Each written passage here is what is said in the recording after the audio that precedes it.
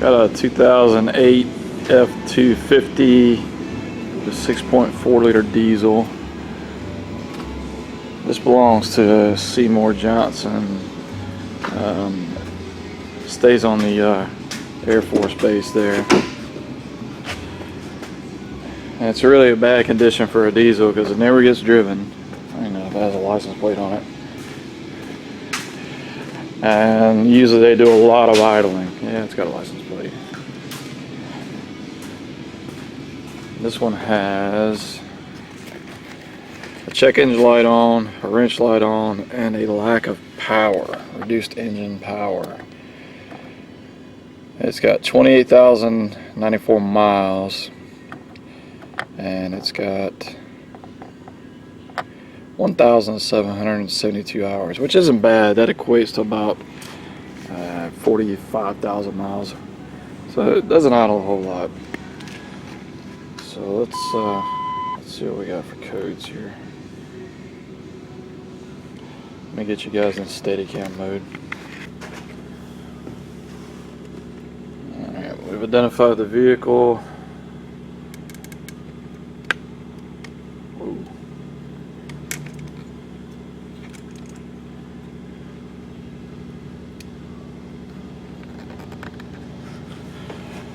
Let's check her for codes. Self-test. Engine on demand. Go.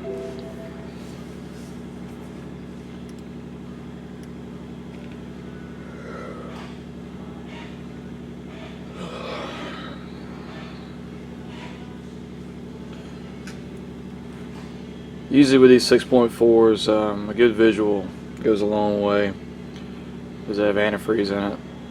Is the oil full? Is it under full? Is it over full? Take a look at the belt tensioner. It's about laying out. Now this one has pretty low mileage and it's got the wrong antifreeze in it. So something has failed at some point for them to have been into the cooling system and to put just regular old green antifreeze in it because these require gold. Alright, so we got an EGR code, brake code, and this is what we're after here for our wrench and low power. Filter soot accumulation and filter restriction force limit power. And then we got a contribution fault.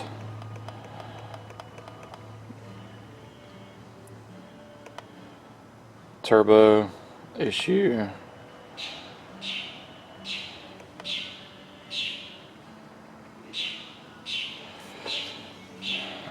Our pressure sensor. A lot of stuff leading to the DPF. I looked at this thing yesterday. This Friday morning, pretty early in the morning, and that code wasn't in there. So we'll examine that real quick. But first thing, let's go to data logger. Have a little look, see at their particulate filter.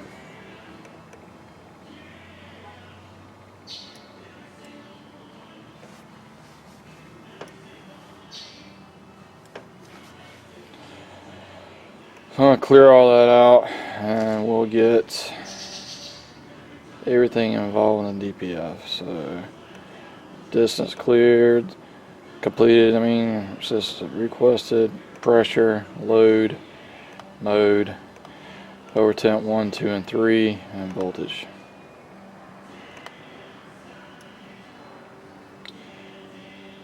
Alright, so we're good down here. We're reading just under half a volt. So our rationality is okay. 0 psi. Part loaded. This is the most inaccurate thing I've ever seen. You really can't go by that. And we got a little bit of time on our timer here, which is odd. So let's crank her up. Let's see what this does.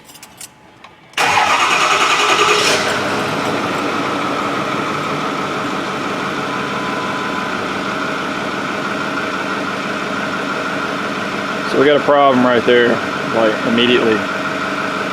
This thing's blowing a 4.25 psi at idle. I mean, that should be 0. We want that as close to 0 as possible.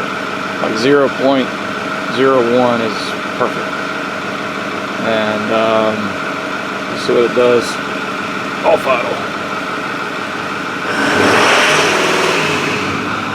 Yeah, she hit almost 13 psi. So this thing's clogged up pretty good. It's not park loaded, it's completely clogged.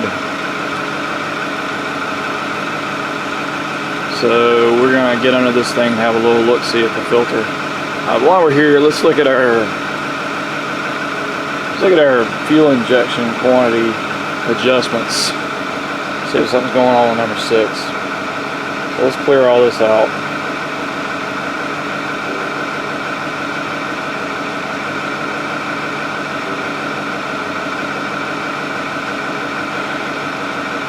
We'll get our short-term fuel trims.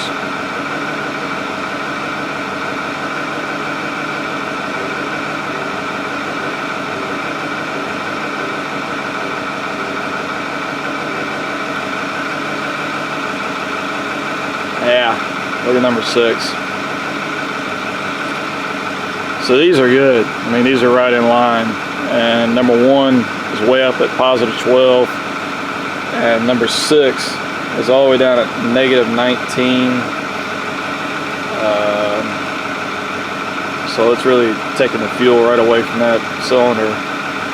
And I'd say number 1's probably adding to try to keep this engine running smooth. So let's look at power balance.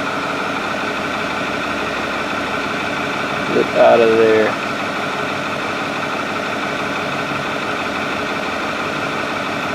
I hate when these things pop up. This computer will not clear them out. Now we got to get there.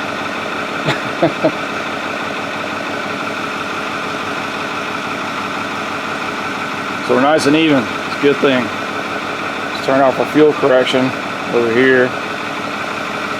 And number 6 got an issue.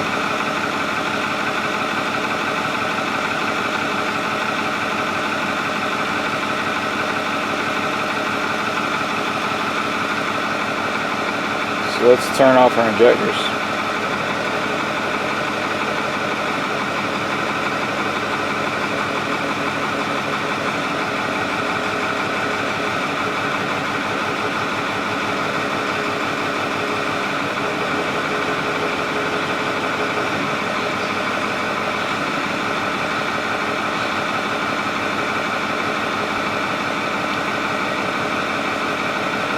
And it clears right up. You'd never know there's anything wrong with this engine.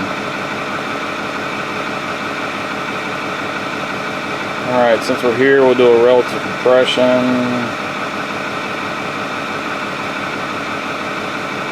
which on these is about a useless tool. We'll do it anyway.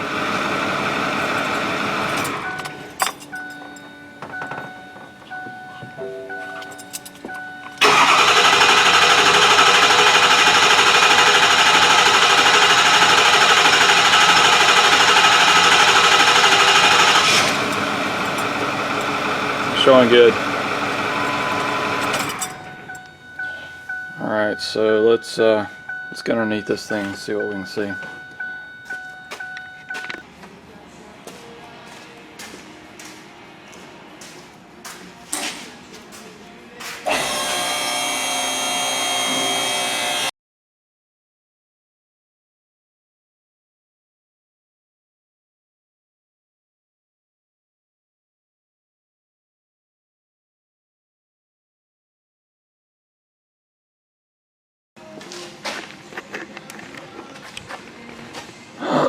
Now, a properly operating system with a filter in the exhaust pipe, these tailpipes should be spotless. I mean, that's not supposed to be. That's what normally comes out of the engine and used to go out into the atmosphere, but then they started putting filters on the exhaust pipes. I mean, you shouldn't have any of that at all. And these are These are pretty black. So at first glance, this DPF looks kind of newish.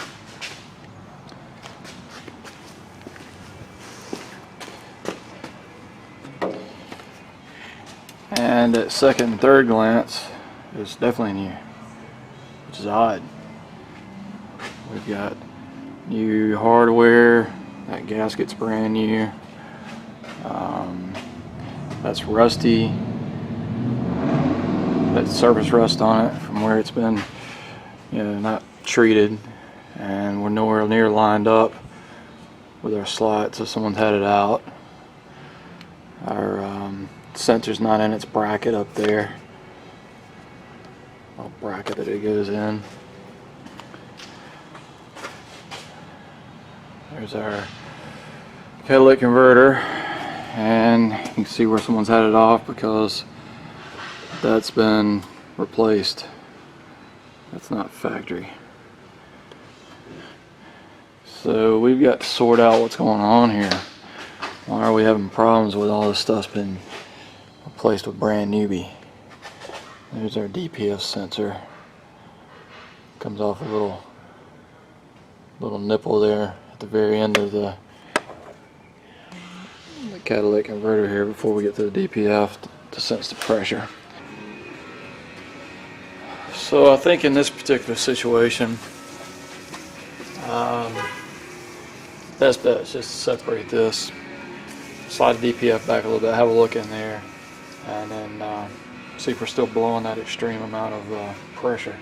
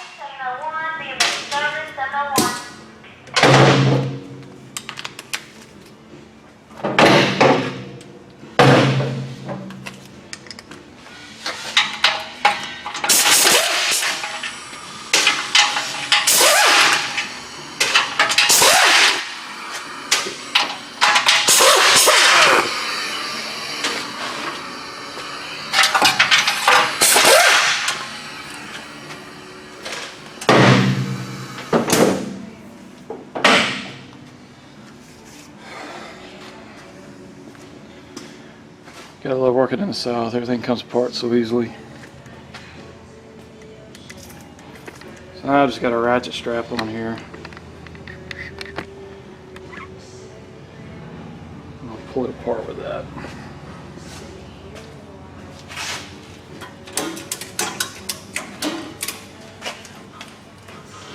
Hey, look. Yeah.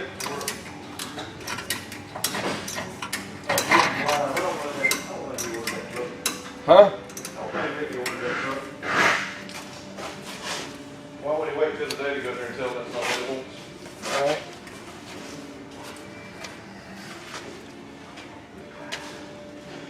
Alright. You can leave all that, I'll get it. I got it. You got it?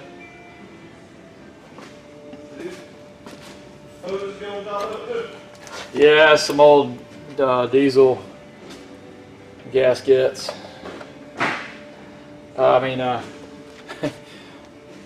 Not gasket. I said gasket, I didn't mean gasket. That's an old fuel return line, that's what I'm trying to say.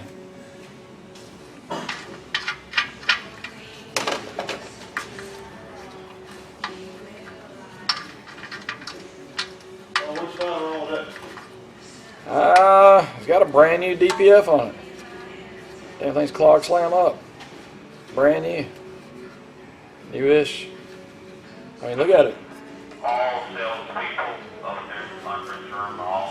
I dropped it. I dropped it down, make sure like something wasn't in there. Like a piece of gasket or something to keep critters out when they're shipping them. And it's just clogged. soot. Looks like the motor's been replaced. It's got a problem with number 6 cylinder. Didn't show up yesterday, but it showed up this morning. So it may be why this is getting.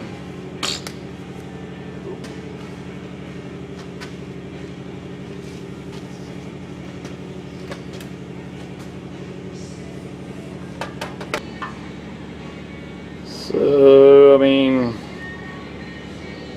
that's incredibly horrifically incredibly bad. So let's bring it back down, look at our scan tool and see what we're pushing for pressure now. I mean, it should be nothing. So I did a little extra visual inspection on this thing, and it looks like this thing's had a motor put on it because the block is painted black, and Ford doesn't paint their engines from International. They just come rusty. So check out the amount, if I can get in here, I don't know if you can see that, of silicone on the back of that cover. I mean, it looks like someone was trying to lay bricks with the silicone. I mean, I've never seen that much silicone. It's just absolutely incredible, incredibly ridiculous. But yeah, awesome stuff. Alright, let's see what we got here.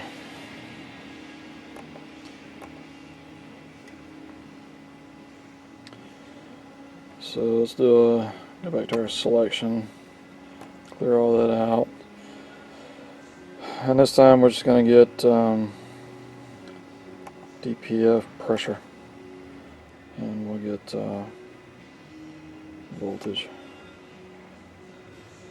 Can't believe this stupid thing is cropped up again, and it is persistent. And it's always in the wrong spot. Close program, get rid of it. In process. This laptop's a piece of crap. Alright, start it up.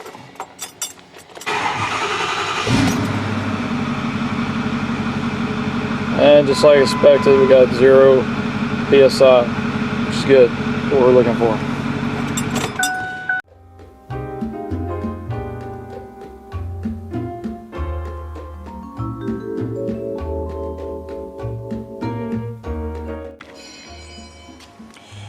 Alright, let's get an update where we're at with this truck. This truck has been through 3 DPFs. So this truck only has 28,000 miles on it. It belongs to the Air Force. It just stays on the runway all the day, all the live long day, sitting on the runway. It's, it's on base all the time. So it's had the original DPF, which is good for hundreds of thousands of miles. Ford says 120,000, but I've seen them with 250,000 and still be good. That got clogged up, it was replaced. That one got clogged up, it was taken off and sent out to be cleaned, and now it's clogged up again. So we could be potentially on number 4 before 30,000 miles. So it's time to bag up, stop, and look at what's going on with the engine. Just don't put the cart in front of the horse. Let's see what the engine's doing before we start worrying about what's going on with the exhaust.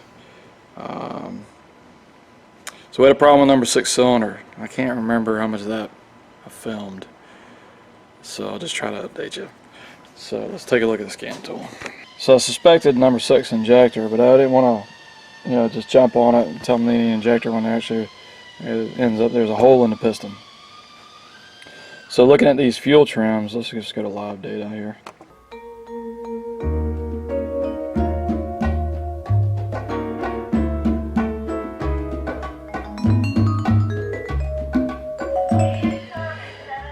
Looking at these fuel trims, you want them hanging out around 0.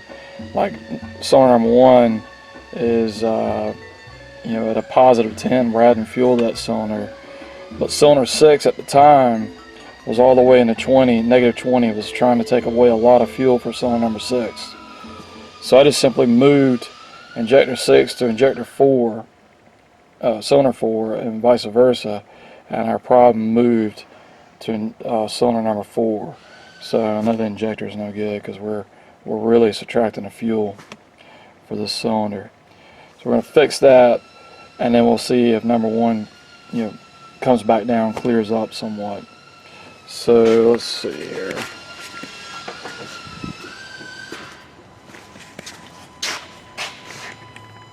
This is I got the valve cover off.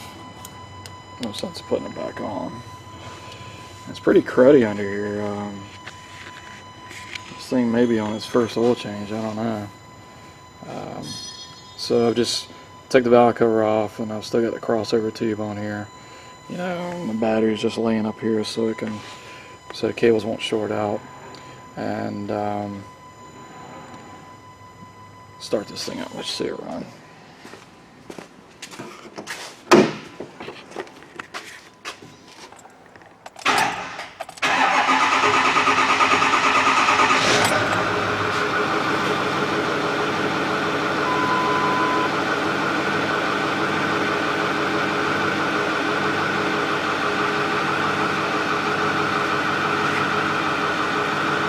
See, cylinder 4 is just still subtracting the fuel longer it runs.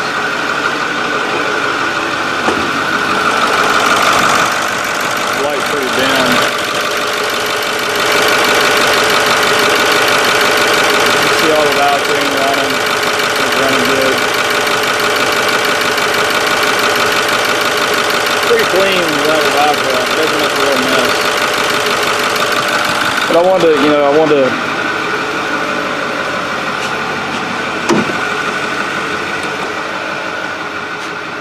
see our messages on the dash there.